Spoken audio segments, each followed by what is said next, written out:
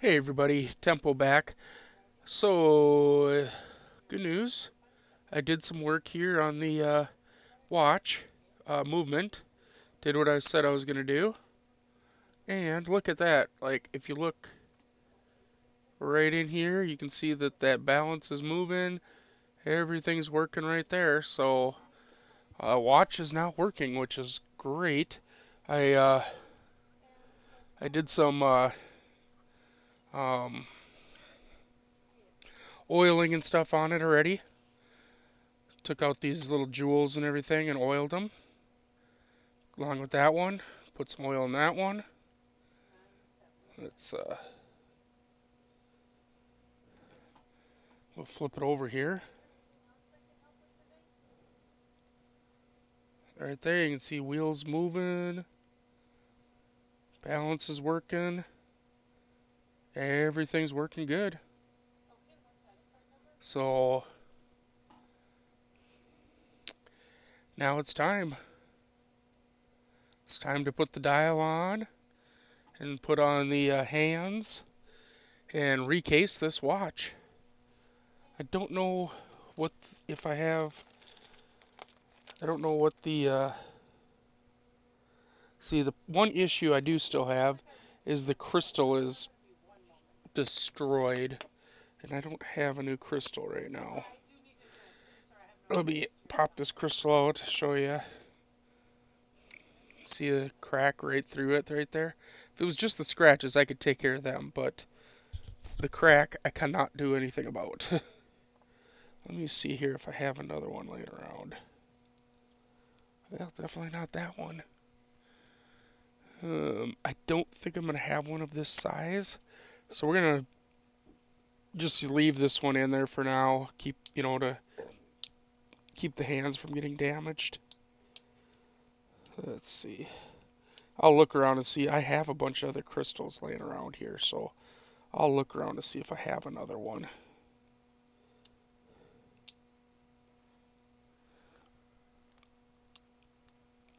Oh, come on, go back in.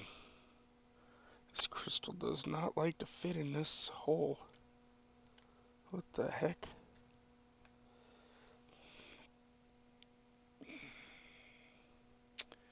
And there's a bunch of garbage in there. Let me move the movement.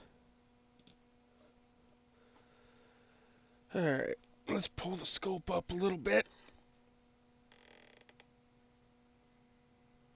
And we're going to take a toothpick, if I can find one here. Oh, here we go. Use the toothpick for cleaning the jewels too. But we're going to just kind of give a quick scrub inside here.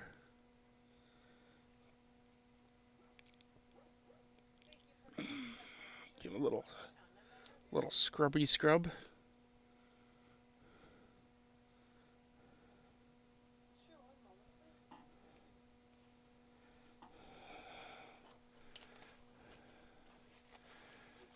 Just see if I can. Otherwise, I do have a press that I can use to press the crystal back in.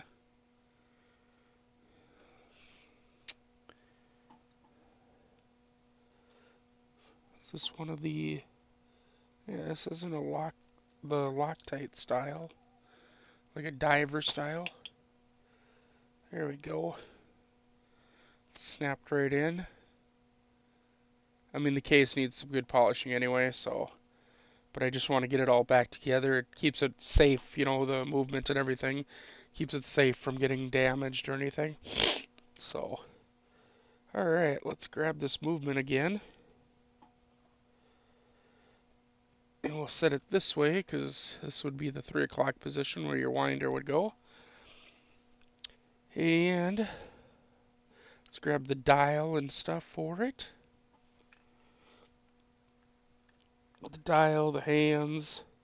This is where the real magic of everything starts happening, right?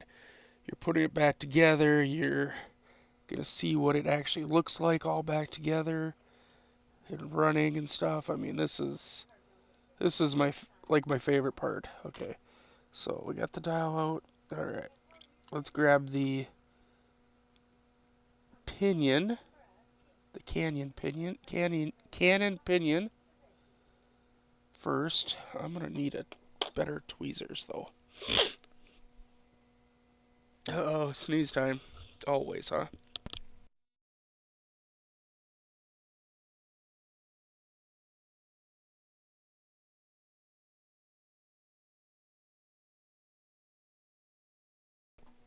Guess no sneeze. Hate it when that happens though. When there's no sneeze, it just like pretty much burns. Alright, make sure those gears are lined up. And then this is press fit, so you just give it a little pop and it pops back down on there. And then next we need this gear. Make sure it's all lined up. This one just fits there. It's not actually press fit. But we still need to make sure it's lined up with the gear next to it, which it is now. And then we got to put the little washer on here. This is a dial washer. It actually pushes, the dial pushes down on that, which keeps that gear engaged. Now, the thing we've been waiting for.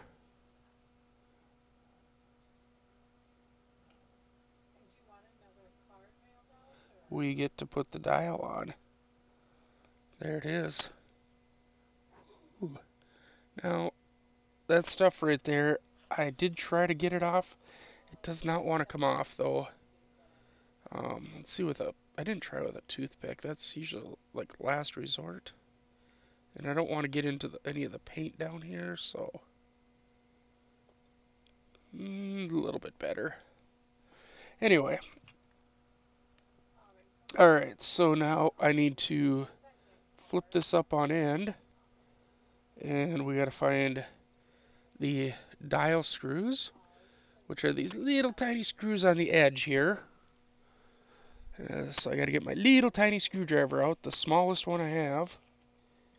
Here it is. Here it is. I'm touching the watch is stopping because I'm touching the seconds hand area, but it'll be fine. See, it starts back up when I let go. And there's one on this side.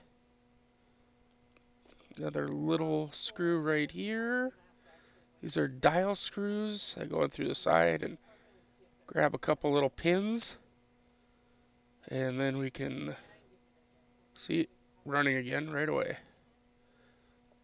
Alright, so now the dial is officially on. Officially on. And now it's time to put the hands on.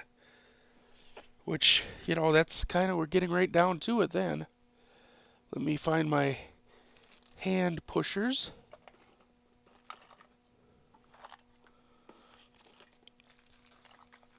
Gotta have all these specialty tools to do all this work, so. I've seen some people use tweezers. I think that's a dangerous way to do it, so I use hand pushers. Let's see here. So it's just a little tool here. It's got a hole in the end. Kind of, it goes all the way around the edge of the hand, so you're not pushing on one edge more than another. So, alright, let's get this hand. And I like to set the hands at 12 o'clock.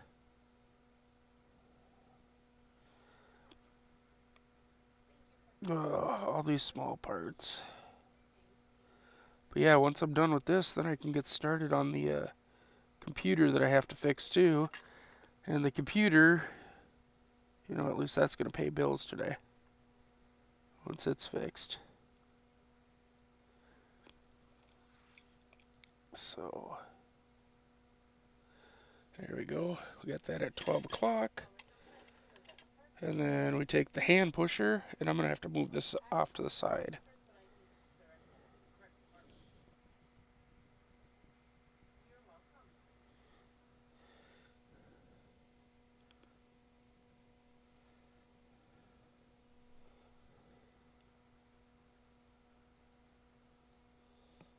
Got to make sure that's actually down.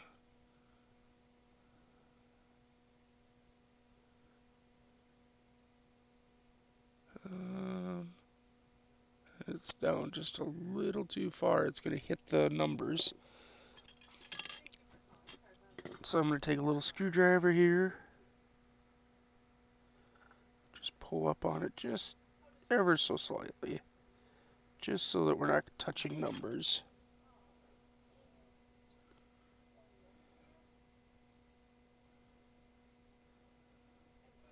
Maybe it needs a little bit more.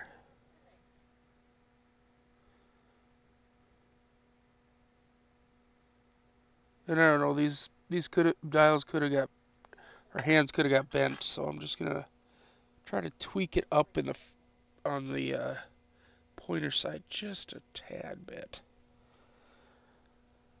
All right, let's put on the minutes hand. The minutes hand. Let's see here.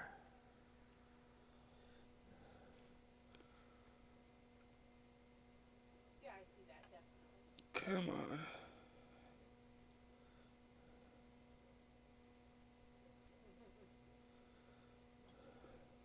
Again, we want to kind of line those up. And now we'll press them in.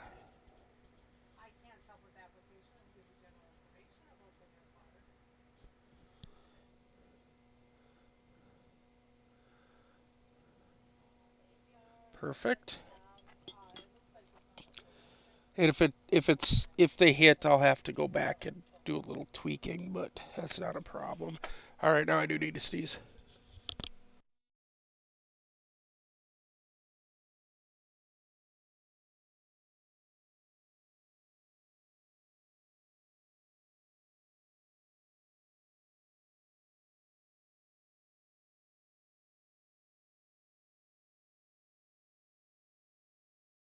All right, here we go.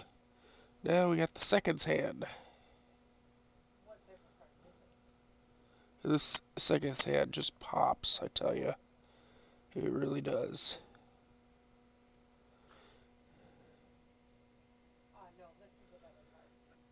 Nice red hand.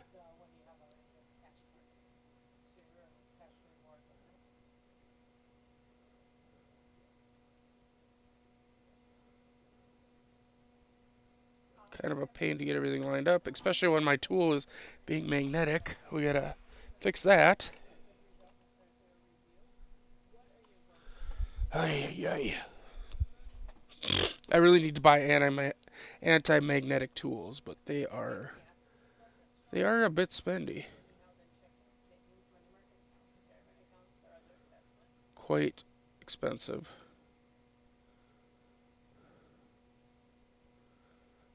But I need to suck it up and just do it. Go back over there. I need these two to be lined up at 12 o'clock. The watch is running, that's why it's moving on me, but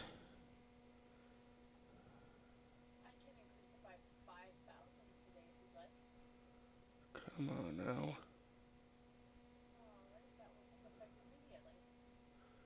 Come on. You will know when we get it lined up because it will start going. Oh, that was good. Fling it. Let's try different tweezers. If I can find a different one. This one, the tip on this tweezers, I don't know, they're just not meeting very well. They're just not working very well.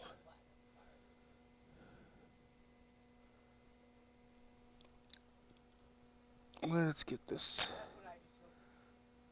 turned over and demagnetize again, of course.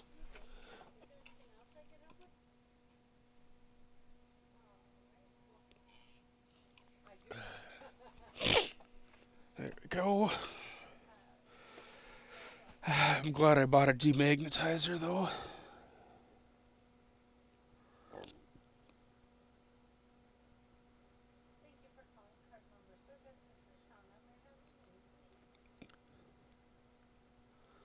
Come on. Okay.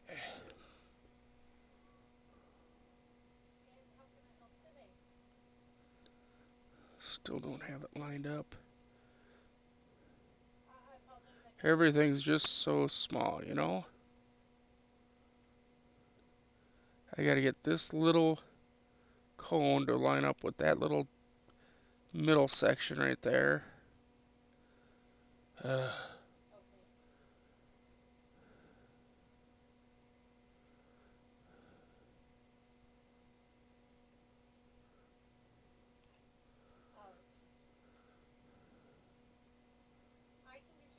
uh,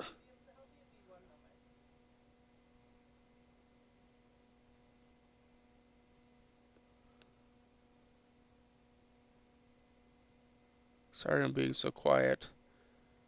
I'm just trying to concentrate here on this one little thing. Oh. Oh. I am gonna.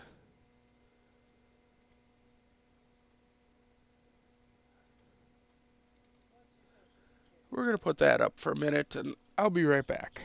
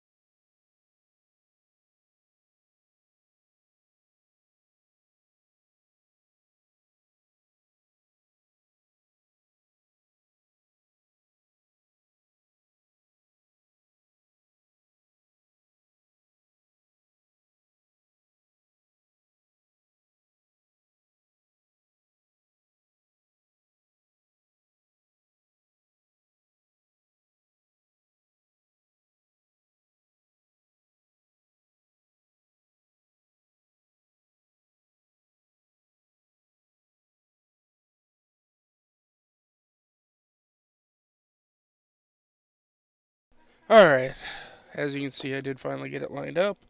So now we just need to push it down all the way because it's just barely sitting on there right now. So we'll just kind of give her a little something something, and then make sure that's still working.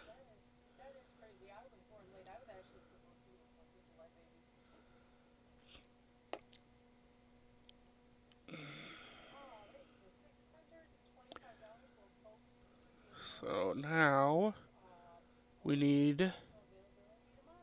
I just need to make sure that everything's gonna clear.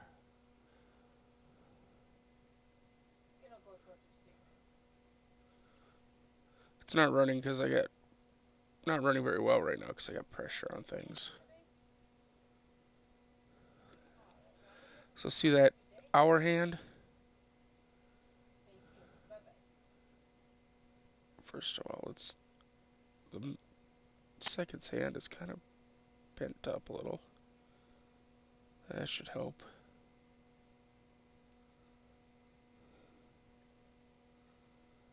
But you see how that's like just barely touching there? So we're going to take a little screwdriver here.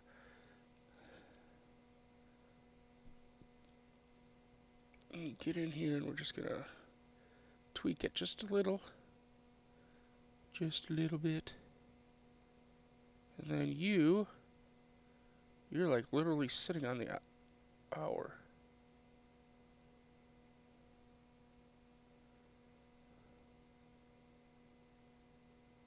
Yeah, quit. Alright, now I'm going to put the winding stem in just for a little bit here. Just to check to make sure we have clearance. Clearance, clearance.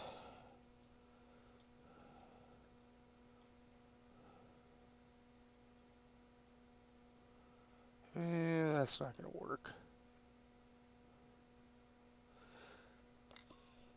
We'll just wait till we get it cased here. So, to case it, I'm going to set the movement down, like so. We set the case over top, which looks like crap, but that's what we got for now. And then we just flip this whole pad over, and now we've cased it.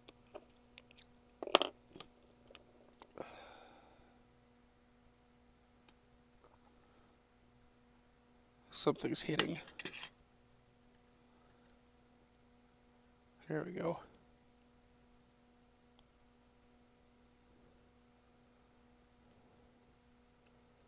And we might have to pull it out a couple times or whatever, but we're going to put the winding crown in now. And then that little screw right there, that little one right there at the end of Swiss, is one that we have to tighten down. That goes to the lever, setting lever. And that's what holds the crown in. There we go. And then this has got this little mechanism device like thing here, this little metal ring that fits down around this movement. This is actually what keeps the movement still. And I'm going to put the case back on for right now, just for a moment. Well, at least set it on, so that I can flip this over and not have anything come out. And then I can pop this out. Whoa, where'd that go? Into my pocket. So apparently we didn't get that in all the way or something. Alright, well, good to know. Good to know. Which means that the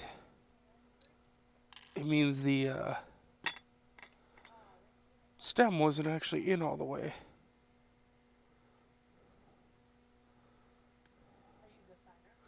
So now I'm going to loosen that screw up a little bit more. Maybe it wasn't loose enough to let the stem go in quite all the way. Usually about 1 turn is what you need.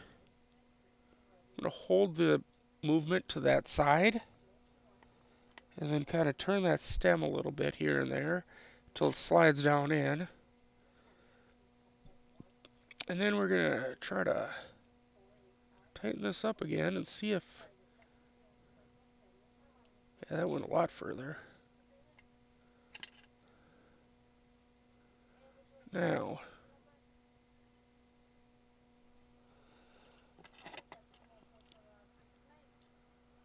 let's see if we can get this in here and to fit and stay and all that good stuff. So a lot of mechanisms, a lot of these watches will have a... well, I got to pull all these up too, but not right now. That's what holds the pressure. Look at this perlage that they did on this. Just the inside of the back here. Nice perlage. So cool looking.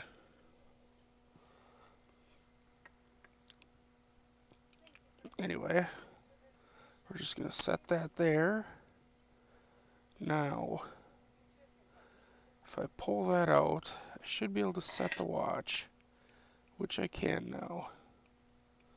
Perfect.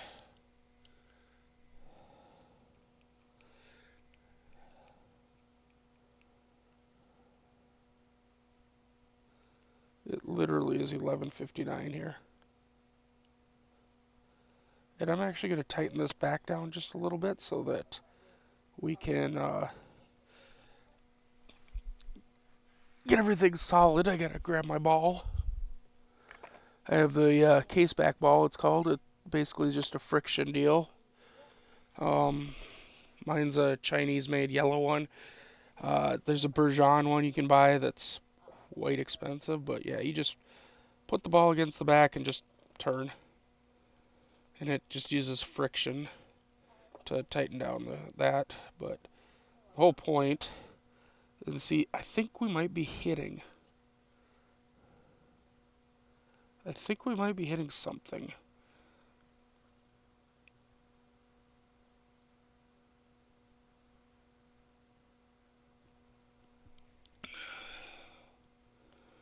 because the watch keeps wanting to stop when it gets near the hands.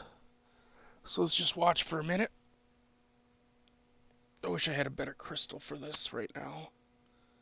You know, like I said, I might. I'll have to search through all my parts and see if I can find a crystal that fits it better, or fits it and works. Otherwise, I'll have to order one, which is not the end of the world because I got about 5 that I have to order. The problem is they're, like $8 a piece. So until I can sell off a few more watches, this is what I'm stuck with. Yep, see it stop there? That means we're actually hitting. So what I'm going to try to do, since this crystal's already busted, I'm just going to go like that and pop that crystal off. And let's see, what are we hitting? Where are we hitting? Yeah, we're actually hitting the hour hand, or the minute hand. You see that?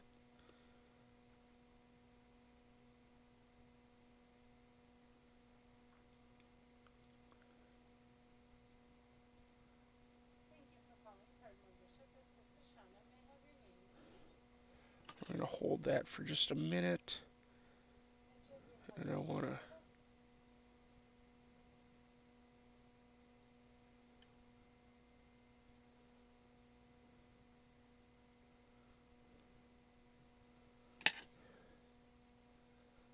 Looks a lot better without the crystal in the way. You can see technically what it would look like with a new crystal, how beautiful it looks. I'm going to shut off a couple lights here.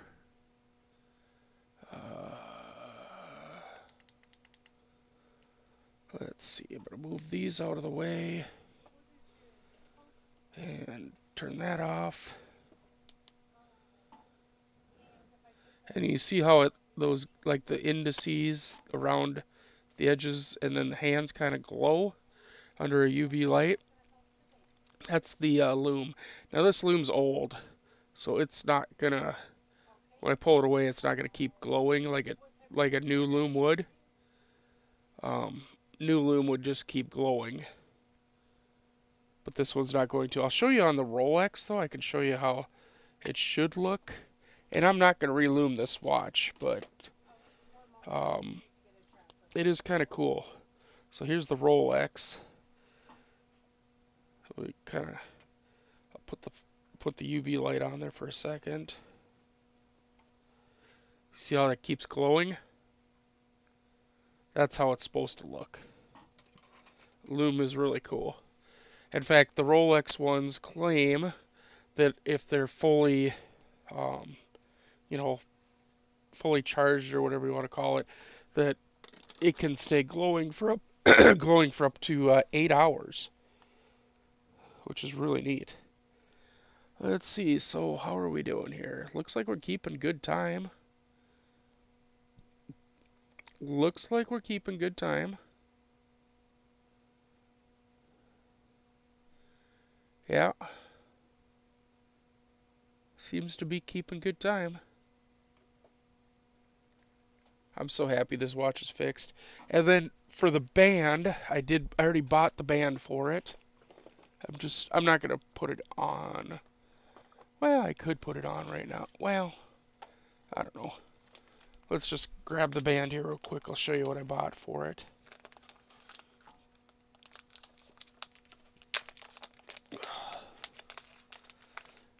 Come on.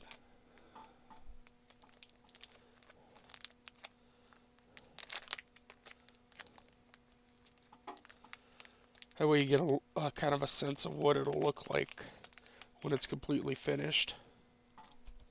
And I'll pull the scope up higher so you can see that, so you'll be able to see it better.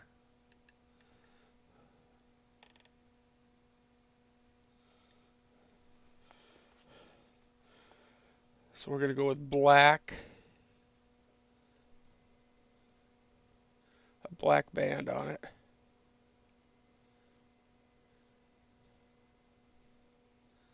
That'll look really nice.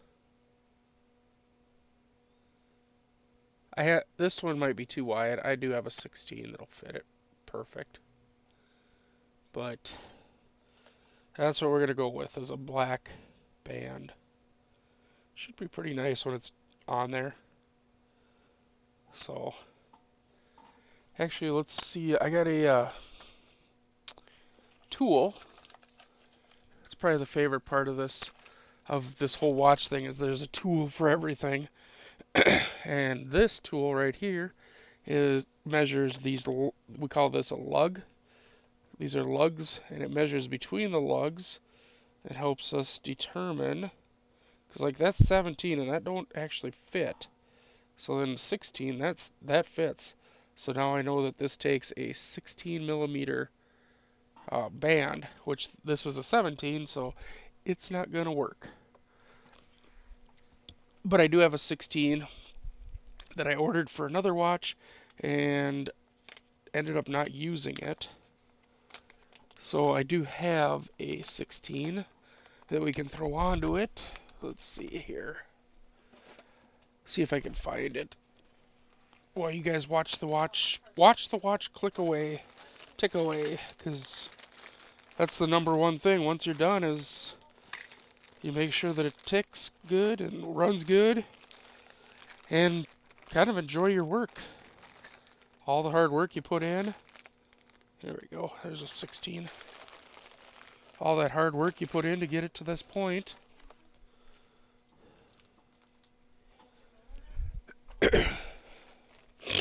So I found a 16 mil.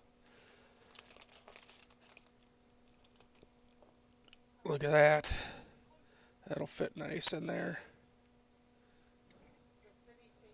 Beautiful black. Genuine leather. So that's what we'll go with for the band for it. Be a beautiful fit. I'm going to polish. I'll take this back out of here, this mechanism and everything, and I'm going to polish this case up as best I can. Unfortunately, we do have some wear through right here and here.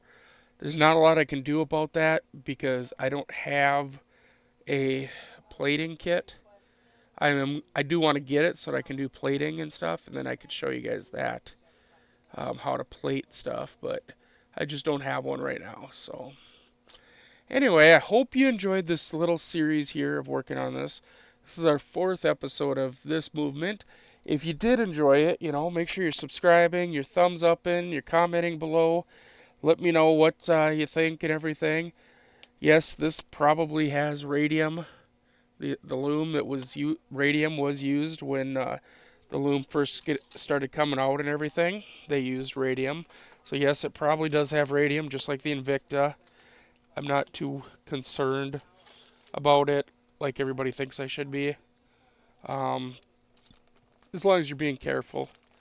After, I'm not rubbing my eyes and touching, licking my fingers and stuff. So there's a small amount of radioactive material there. That would be the only reason to change out the loom to something newer, because then you would have, non-radioactive material.